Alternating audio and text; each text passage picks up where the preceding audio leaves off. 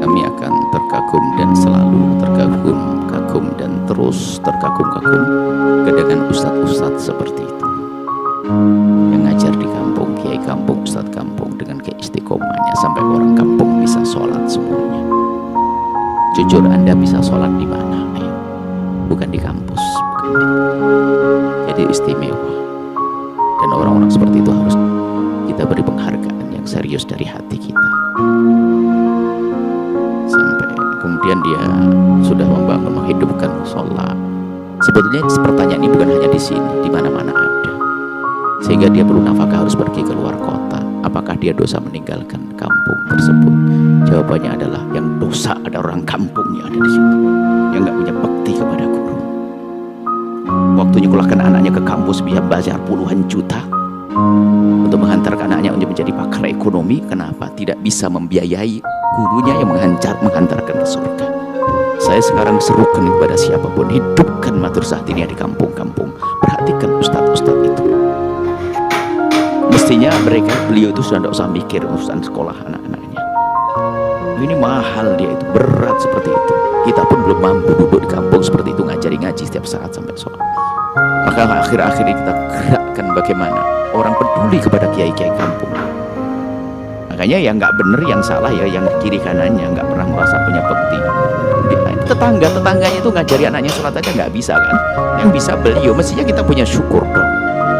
Mungkin sudah kita pakai diam-diam deh, tanpa harus kita rendahkan ustadz itu, kita hargai mereka, anaknya sekolah di mana saja kita biayai dan sebagainya, kita cukupi per bulannya dan sebagainya. Ayo kepada semuanya, hei hamba Allah, hidupkan kembali madrasah diniyah. Hei orang-orang kaya yang bisa menyekolahkan anaknya puluhan juta, ratusan juta, apakah Anda tidak bisa memberi 1 juta, 2 juta, 3 juta pada orang ini? Ini jauh lebih gede pahalanya daripada semuanya. Hidupkan orang kiai kampung.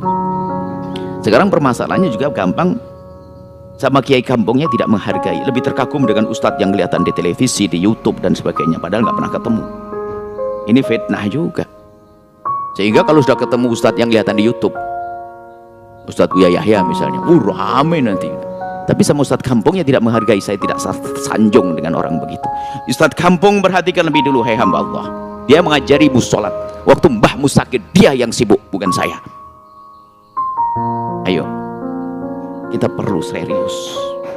Jujur nih, orang-orang rata-rata ngerti sholat dari tempat semacam itu, bukan dari pesantren Al-Bahjah, bukan. Makanya saya sedih, kadang-kadang kiai kampung tuh luar biasa. Dikasih duit 100.000 dicium, bukan karena hubud dunia tapi uang berkah. Dikasih sabun dong, kasih beras dong. Masa dikirikannya nggak peduli? Ini bagaimana Anda ini seperti apa? Anda ini mau jadi apa?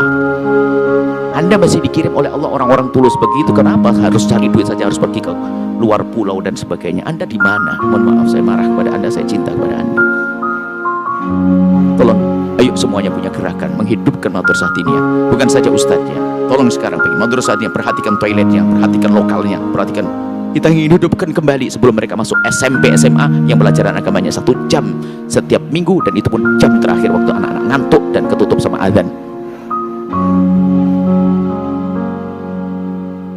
Ayo, Anda harus berpikir serius. Anda belajar di sini, Anda harus bisa membawa ilmu ini ke siapapun. Kami cinta bahwa itu tugasnya berat mereka.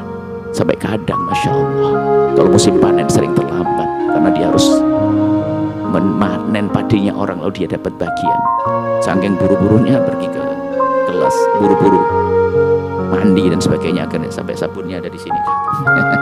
Luar biasa, wali-wali tersembunyi itu, masya Allah.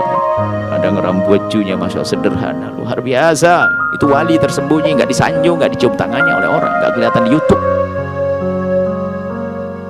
Gampang terkagum-kagum dengan orang yang terkenal, orang mulia yang ada di kiri kanannya gak diperhatikan. Anda ini apa? Mohon maaf ya. Ini perlu karena apa? Betul adanya ustadz-ustadz di kampung ini tertolong tugas kita. Saya ceramah di sebuah tempat mungkin yang datang ribuan, tapi saya nggak ngajari sholat kok.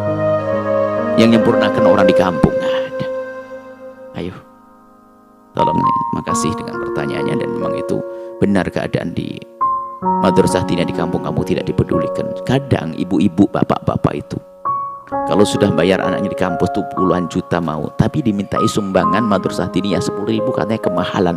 Sebelahnya nggak pakai bayar, 10.000 dipikirkan. Kalau Anda memang fakir betul seperti beliaunya, nggak ada masalah. Anda yang mampu, saya buka saat ini ladang pahala ya kayak di situ-situ tuh, perhatikan. Nggak usah mikir al-bahjah dulu deh kalau begitu. Saya perlu bahwasanya Anda menghidupkan madrasah di kampung Anda. Jangan pikir tentang program al-bahjah yang disuruhkan oleh Buya Yahya, bukan itu. Saya pengen menghidupkan di kampung-kampung. Saya tahu, saya lihat. Sampai kadang toilet yang nggak ada. Saya tahu prioritas adalah program toilet. Toilet laki, toilet perempuan yang tertutup, yang rapi. Sekarang sudah mulai gede, kadang mandi, intip-intipan segala macam ke toilet. Oh, ini pokoknya kita perhatikan. Ayo, insya Allah setelah ini, dan alhamdulillah kemarin juga ada sambutan, kita diskusi dengan beberapa orang. Kita akan gerakkan. Tinggal kita data mana madrasah diniyah yang gendengnya rontok, perlu dicat kembali dan sebagainya. Kita akan data nanti, insya Allah. Kita bersama-sama kita selesaikan. Kita akan jadikan proyek baru kita ini, bukan sekedar bangun pondok, tapi kita menghidupkan kembali madrasah semacam itu. Tidak usah pergi, tetangganya mencukupi, masyarakat mencukupi. Kalau tidak, saya carikan orang nanti. Kalau tetangganya nggak mau menghormati beliau, mana ustadznya? Saya akan serukan pada orang, ustadznya nggak usah pergi. Oh mahal orang itu tuh, nggak bisa kita mau mencari orang begitu. Tolong ya perhatikan, orang-orang mulia tersembunyi ini. Di balik ketawaduannya, di balik kefakirannya, di balik kesederhanaannya, insyaallah. Nuhibbukum billah. Ini bahasa